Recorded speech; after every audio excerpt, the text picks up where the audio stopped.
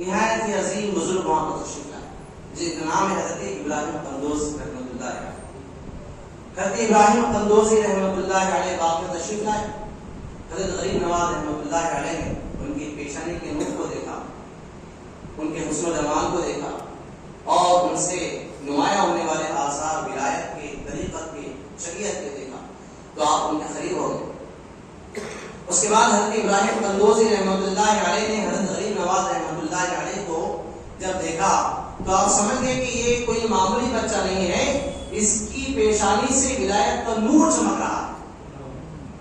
یہ وقت کا نہایت عظیم الشان ولی بننے والا ہے.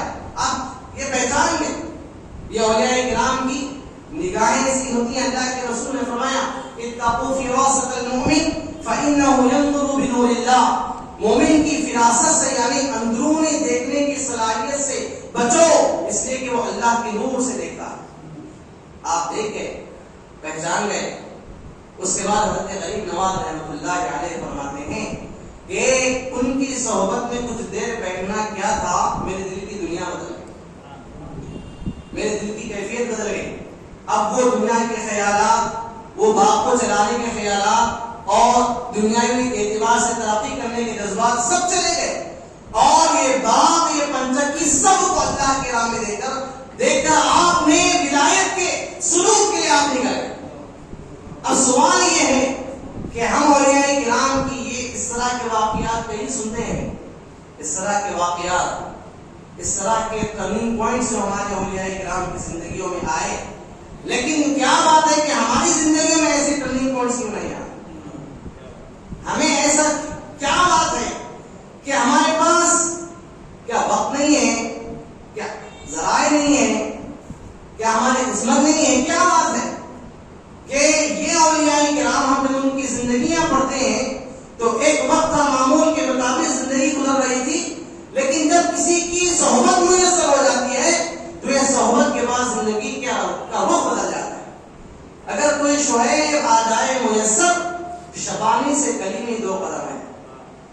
اگر کسی کو شعیب جیسا مقدس نبی مل جاتا ہے تو موسیٰ پہلے شبانہ یعنی شباب میں, وہ نوجوان کے بعد میں کلیم اللہ بن جاتا ہے. اگر کوئی شعیب آ جائے میسر, شبانی سے کلیمی 2 قدم ہے. تو یہ کیا بات ہے کہ ہمیں یہ صحبتیں کیوں نہیں ملتی؟ تو اس کی 2 وجوہات ہو سکتی ہیں.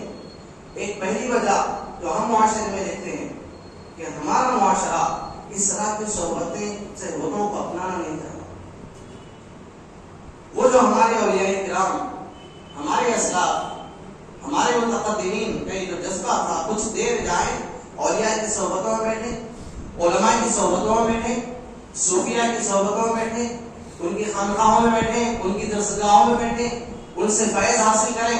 یہ جو ہمارے اسلاف کا طریقہ تھا, یہ طریقے سے ہم نے اپنے آپ کو دور رکھا اور اس کا یہ نتیجہ ہوا آج ان کی نشستوں میں جانے کی بات تو دور ہے, آج ایسا زہریلا ماحول ہمارے معاشرے میں ہے کہ آج یہ نام علماء کا, اولیاء کا, صلحاء کا جب لیا جائے تو لوگ ہم کو اولڈ فیشن کہہ رہے ہیں. لوگ ان سے چڑنا شروع ہو گئے ہیں. میڈیا پہ مذاق اڑ رہا ہے علماء کا اور صوفیاء کا, اولیاء کرام کا. یہ ماحول اس لیے آیا ہے کہ ہم اولیاء کی صحبتوں سے خود کو دور رکھیں, علماء کی صحبتوں سے خود کو دور رکھیں. حضرت غریب نواز رحمۃ اللہ علیہ کی تعلیمات